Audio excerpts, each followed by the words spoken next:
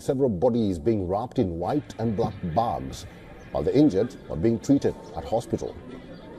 The Sudanese government condemned the attacks and blamed the paramilitary rebel forces.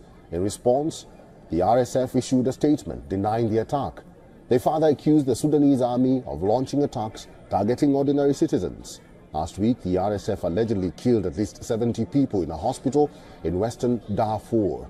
The conflict in Sudan shows no signs of slowing down. At least about 127 people have been killed in just 2 days by the army and the paramilitary strikes. And according to the state's army-aligned governor in Omdurman, part of the Sudanese capital, paramilitary shelling has killed at least about 65 people and has wounded hundreds of others. The Khartoum's governor has said that a single shell on a passenger bus killed everyone on board. Now, this attack has come a day after an army airstrike on a market in North Darfur town of Kabkabiya that killed about 100 people, the pro-democracy emergency lawyers reported on Tuesday. Now, the war between the RSF and the regular military, which started in April 2023, has so far claimed the lives of tens of thousands of people. It has uprooted about 12 million and has created what the United Nations has called as the worst humanitarian crisis in recent history. Now, much of Omdurman, which is the capital's twin city across the Nile, is under the army's control, while the RSF holds Khartoum north. To the east, the residents have continuously reported shelling across the river, with bombs and shrapnel regularly striking homes on both banks. Meanwhile, nearly about 10,000 people in a day are fleeing from Sudan's brutal civil war across the border into South Sudan. Many have fled to the impoverished South Sudanese nation, often at informal crossing points along the border between the two formerly unified states. The UNHCR spokesperson has said that the heightened tensions and military activity at the Jorah border crossing, one of the main transit points between the two nations, is deeply concerning. And Sudan's civil war has displaced more than 12 million people, including over 3 million who fled to neighboring countries, according to the United Nations. Now, the war between the army and the paramilitary forces continues to rage on in Sudan. In the latest, the Sudanese military said that it will not be engaging in any talks with the militant group.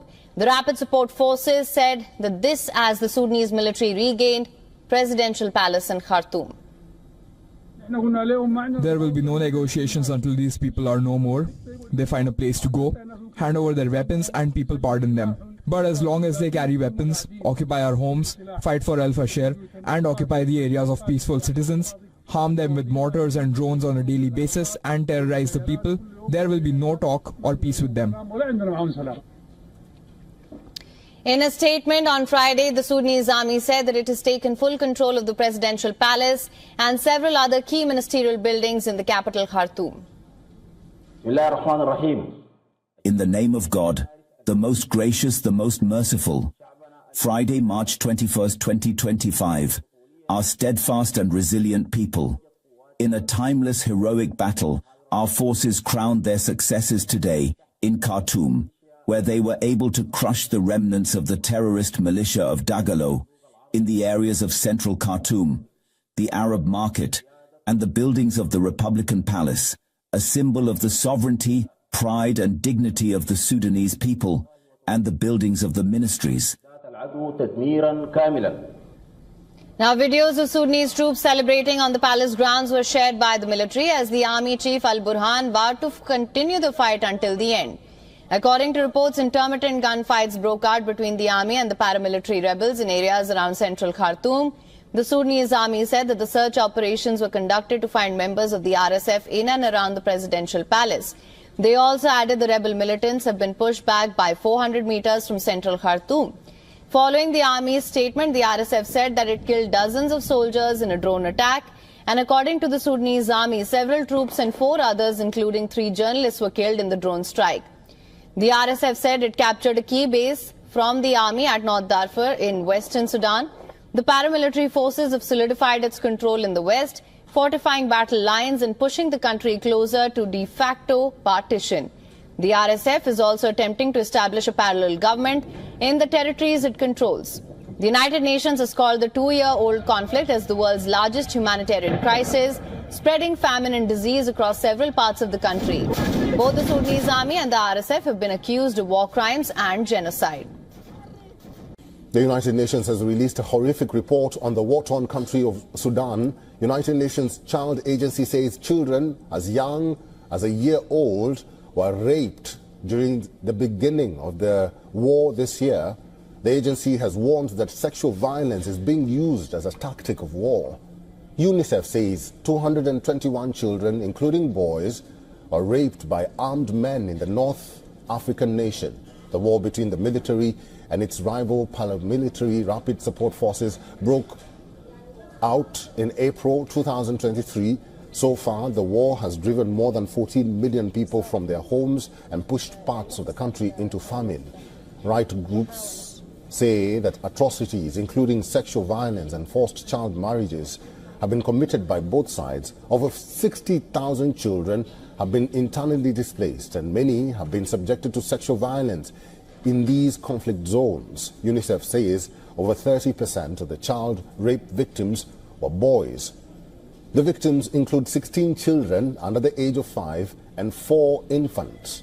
The cases were reported in the states of Gedaref, Kassala, Gezira, Khartoum, Northern State, South Kordofan, and Darfur. The United Nations Child Agency says of the 221 children raped, 73 cases were conflict-related and 71 were not, while the others were unidentified. Survivors are often reluctant to report that they were subject to sexual violence due to social stigma and fear of retribution from armed groups and rejection from their families. I met with girls who told me that they had attempted to commit suicide. I met with girls who had been diagnosed with depression, with anxiety, with post-traumatic stress disorder by professionals in Sudan. And one of them had even had seizures that had been linked to that post-traumatic stress. Her body was in shock by what had happened to her. Well, there's no relief for survivors either who were subjected to brutality. More than 70% of hospitals in conflict-affected areas are currently non-operational due to damage, destruction, a lack of supplies, or from being used as shelters for other purposes. The war in Sudan has entered a new phase. The Sudanese armed forces seized several key buildings in central Khartoum from paramilitary control. Army Chief Abdel Fattah al-Burhan promised to liberate Sudan after recapturing the presidential palace. Scenes of jubilant soldiers in Khartoum mark a significant advance in an offensive, with Sudanese soldiers taking back swathes of territory in recent months. Sudanese armed forces lost control of the capital city in the war and have been fighting for 2 years to recapture it from the paramilitary rapid support forces, the RSF. An army spokesperson gave a list of the buildings recaptured from the RSF, including the Central Bank, State Intelligence Headquarters and the Sudan National Museum. The list now includes the Republican Palace in Khartoum, the last heavily guarded bastion of the rival paramilitary forces. In a new shift in the war, the RSF has been pushed away from the center of the city, even though its forces are still present in Khartoum.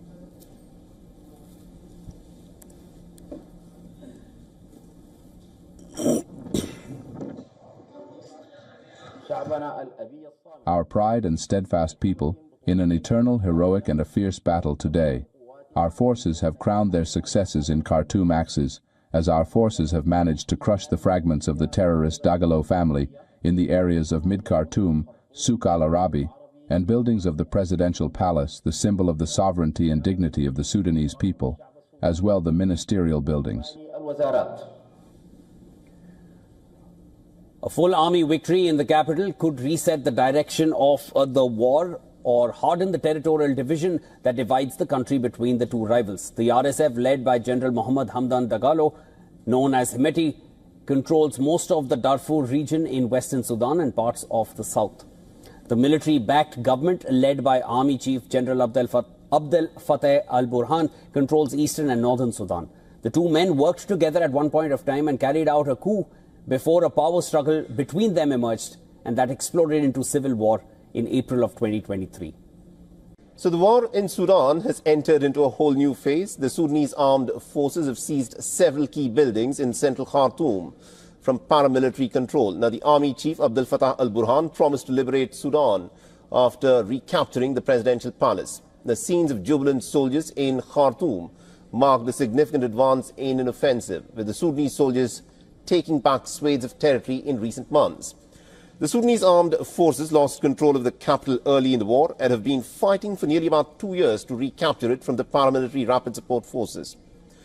The army's spokesperson gave away a list of buildings recaptured from the RSF, including the Central Bank, the State Intelligence Headquarters and the Sudanese National Museum.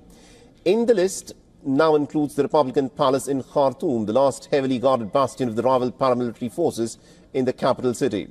Now, the war has entered a new trajectory where the RSF has been forced to push away from the center of the city, even though its forces are still present in Khartoum. Our pride and steadfast people, in an eternal, heroic and a fierce battle today, our forces have crowned their successes in Khartoum axes, as our forces have managed to crush the fragments of the terrorist Dagalo family in the areas of Mid-Khartoum, Souk al-Arabi, and buildings of the presidential palace, the symbol of the sovereignty and dignity of the Sudanese people, as well the ministerial buildings. A full army victory in the capital could reset the direction of the war or harden the territorial division that divides the country between the two foes.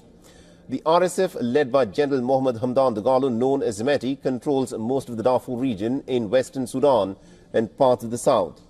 Now, the military-backed government, led by the army chief, General Abdel Fattah al-Burhan, controls the eastern and northern Sudan. The two men, in fact, worked together and carried out a coup before a power struggle between them exploded into a civil war in April 2023.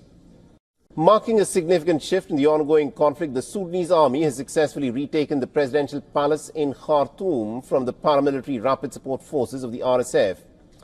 Now, in these images on your screen, men in the army uniforms were walking around the presidential palace in Khartoum, chanting and also hoisting up weapons, signaling their control over the area. Now, the army has announced that it has regained control of the ministries and key buildings in central Khartoum, with the RSF fighters reportedly being pushed back.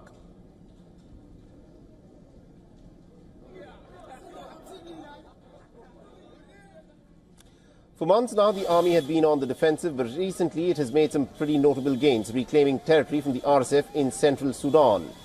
Meanwhile, the RSF solidified its control in the west, fortifying its battle lines and also pushing the country closer to de facto partition. The RSF is also attempting to establish a parallel government in the territories that it controls. Now, the battle began in April 2023 when the RSF rapidly seized control of Khartoum, including the presidential palace, following a conflict or the integration of the paramilitary into the Sudanese armed forces.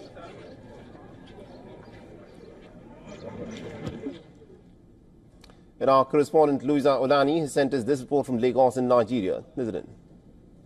The turn of events can be described as a major breakthrough in Sudan's ongoing crisis, as the country's army says it has regained control of the presidential palace from the rapid support forces after intense fighting.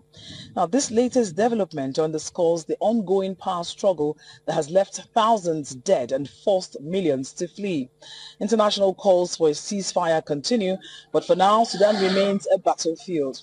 Analysts believe that while the Sudanese recapture of the presidential palace is a noteworthy development, it represents just one step in a complex journey towards peace and stability in Sudan.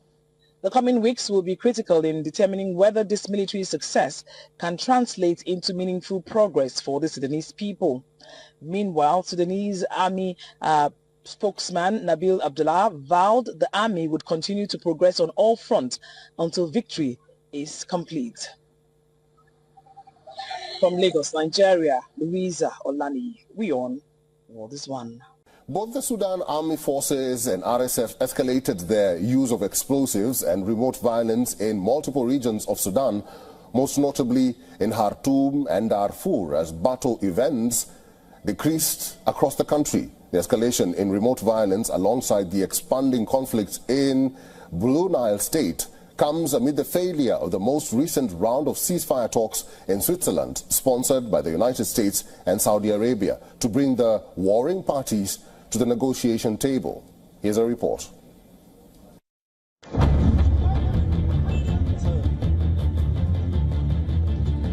Mayhem and pandemonium rocked Darfur. An army airstrike fell on a market in one of the deadliest days of fighting in Sudan's devastating war that has extended for almost 20 months with no end in sight. Emergency Lawyers, a humanitarian rights group, said that more than 100 were killed and hundreds injured.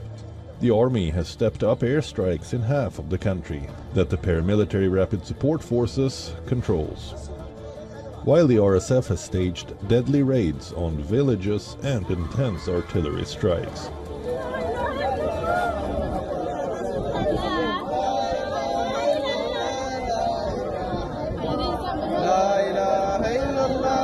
Even before the dust could settle in Darfur, the rapid support forces fired heavy artillery fire at an army-controlled sector of Omdurman, part of Khartoum state.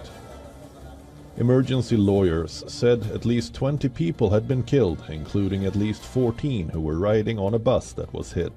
The state government, controlled by the army, said 65 people had been killed and that other casualties had been transferred to nearby Al-Na Hospital. Bodies in body bags arrived at hospitals, while the injured were inspected by Khartoum's governor, Ahmed Osman Hamza. Shelling renewed at the famine-stricken Zamzam displacement camp on December 4th after a lull the previous day in attacks by the rapid support forces. 7 people were injured after shells were fired at the densely populated camp that holds at least 500,000 people. The RSF, which is fighting the army for control of nearby Al-Fashir, the state capital of North Darfur state, had begun attacking the camp. More than 2,000 people had fled as a result of those attacks, according to International Organization for Migration.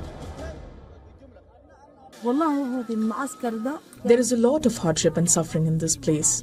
One of the things is that people here are eating umbas. Umbas is the waste left over after pressing the oil from peanut shells. And after they produce the oil, we take over the umbas. Here it is. People here are eating this umbas, the waste of the peanut oil production in oil mills, cooking it with oil and salt and eating it.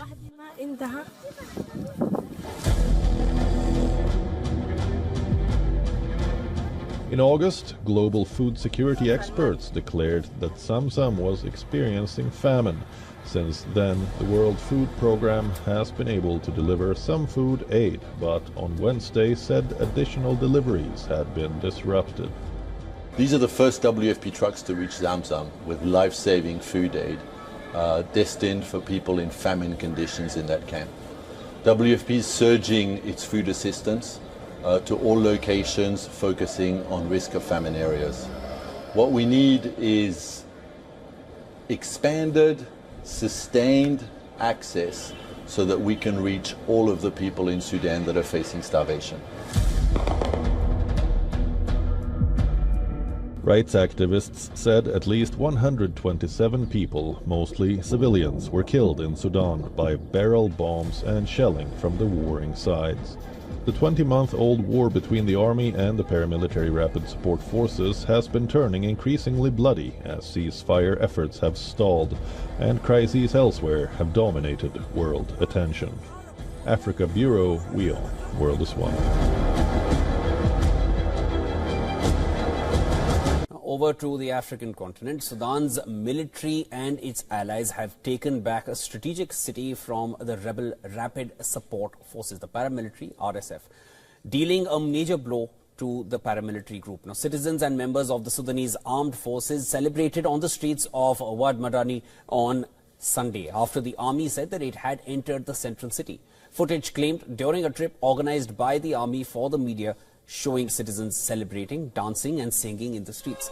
Sudanese paramilitary leader Mohammed Hamdan Diaglo has admitted that his rapid support forces had lost the key Al Jazeera state capital.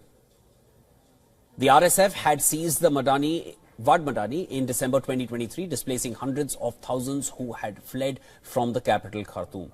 Sudan's army and the RSF have been at war since April 2023, leading to what the UN calls the world's worst displacement crisis and declarations of famine in parts of the northeast African country.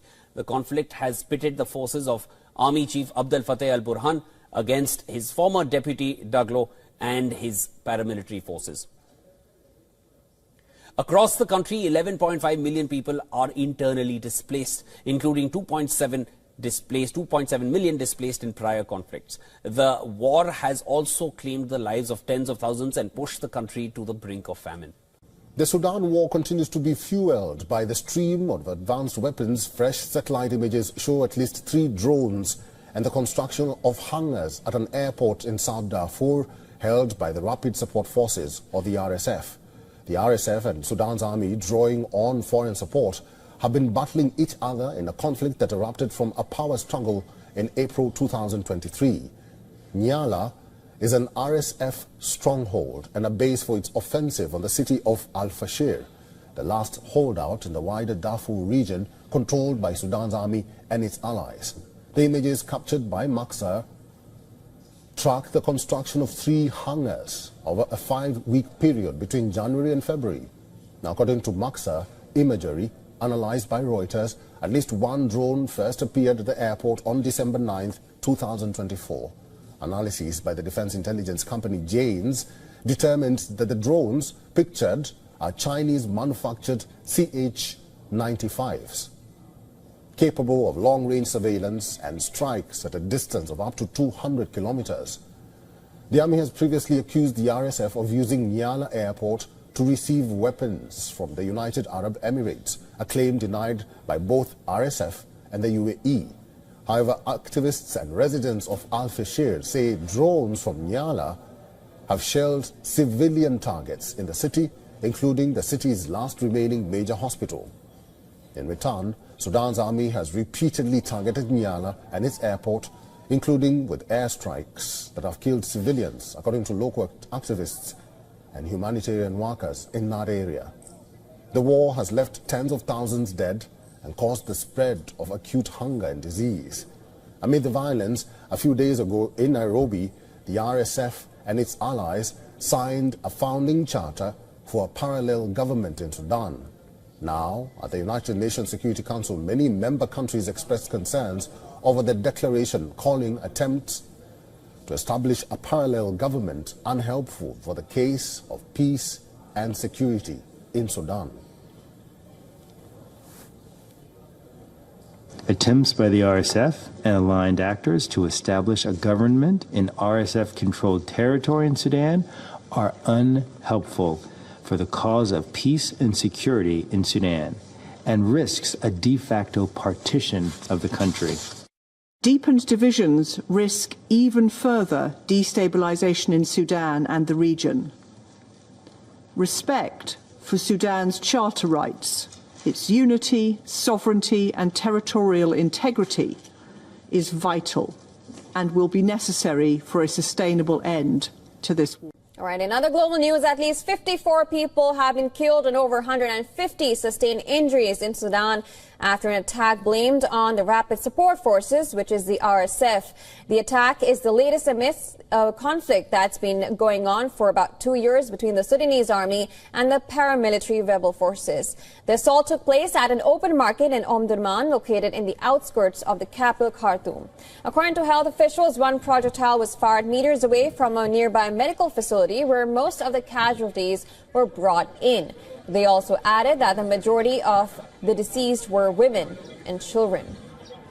Khartoum state media released a video showing several bodies being wrapped in white and black bags, while the injured were being treated at a hospital.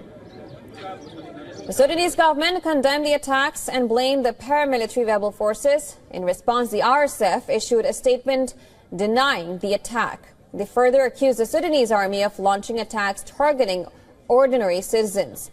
Last week, the RSF allegedly killed at least 70 people in a hospital in western Darfur.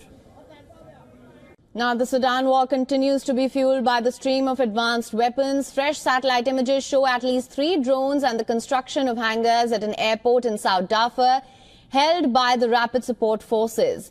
The RSF and Sudan's army, drawing on foreign support, have been battling each other in a conflict that erupted from a power struggle in April 2023. Nyala is an RSF stronghold and a base for its offensive on the city of Al-Fashir.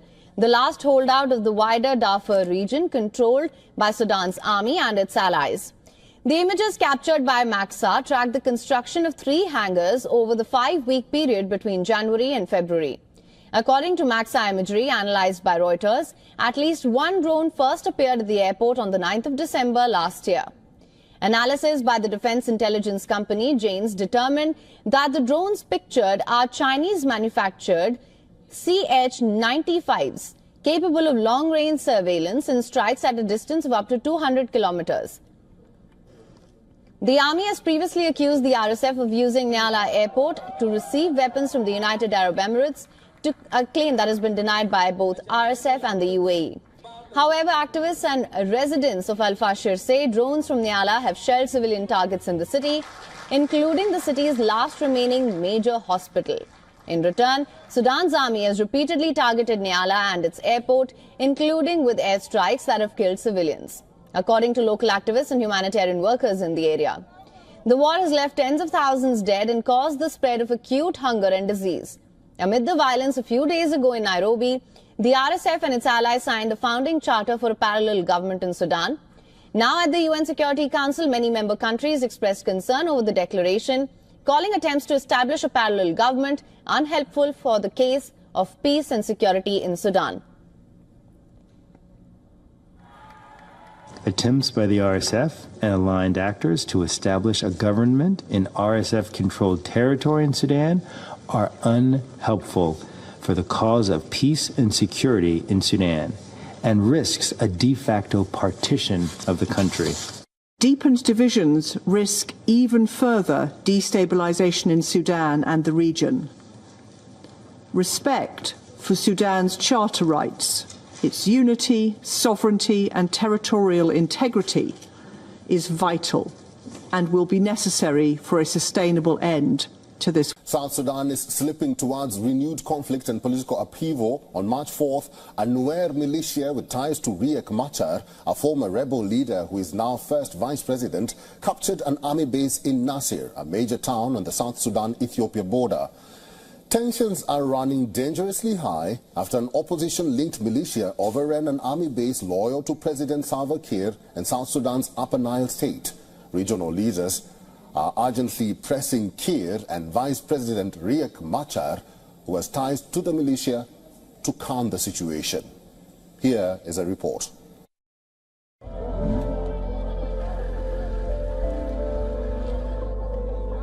The United States has ordered all its non-emergency staff in South Sudan to leave amid rising tensions in the country.